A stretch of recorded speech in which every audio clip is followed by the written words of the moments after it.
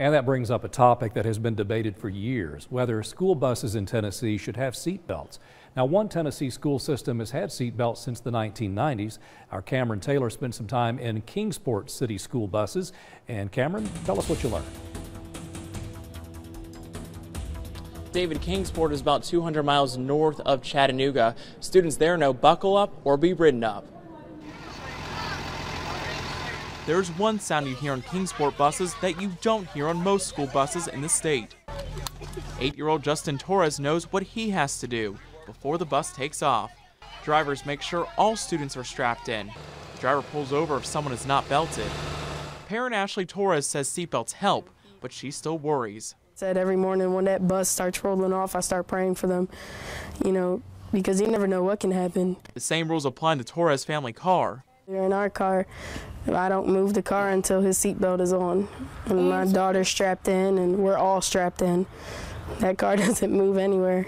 Her son admits some classmates don't listen to the rules. The seatbelts can be tough to take off. Stuck or it won't go, so that's some problems. Kingsport City's 44 school buses can fit 3 small children or 2 older kids to a seat. These buses have had seatbelts since the 1990s, when the school system switched from a contractor to owning their buses. Concerns have been raised along the way about whether young children could unbuckle in an emergency. I see the little ones, I can unbuckle them just as easy as the older ones. If they're doing it in the passenger vehicles, they're doing it on the bus. Each driver has a seatbelt cutter close by and knows how to use it. It's a fear, the drivers talk. We're not as concerned with not being able to as we are preventing it happening to start with. Kids practice buckling up, drivers practice cutting belts, and conduct daily checks to ensure they're working properly. There have been a couple serious crashes over the years, but I can honestly say we've never unbuckled an injured child. Kingsport buses were involved in 10 minor crashes last year. Bus drivers caused 6 of them. None involved injuries. In fact, there are no reports of a student being transported to a hospital after an incident in 20 years. They can't tell me it's not safer. It's got to be safer. Each bus costs about $110,000, $10,000 more than most Tennessee school buses.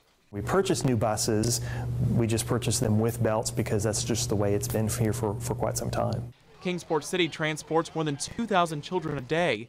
Administrators say the belts also help with discipline. Students can face suspension if they're warned and still don't buckle up. Bottom line, do you think school buses are safer with seatbelts on them? Of course. Yes. I mean, it's better to be safe than sorry. In response to the Woodmore bus crash, state lawmakers plan on reintroducing the seatbelt bill this legislative session. Now, if it passes, Tennessee would be only the 7th state to require seatbelts on school buses. Live in downtown Chattanooga, Cameron Taylor, Channel 3 Eyewitness News.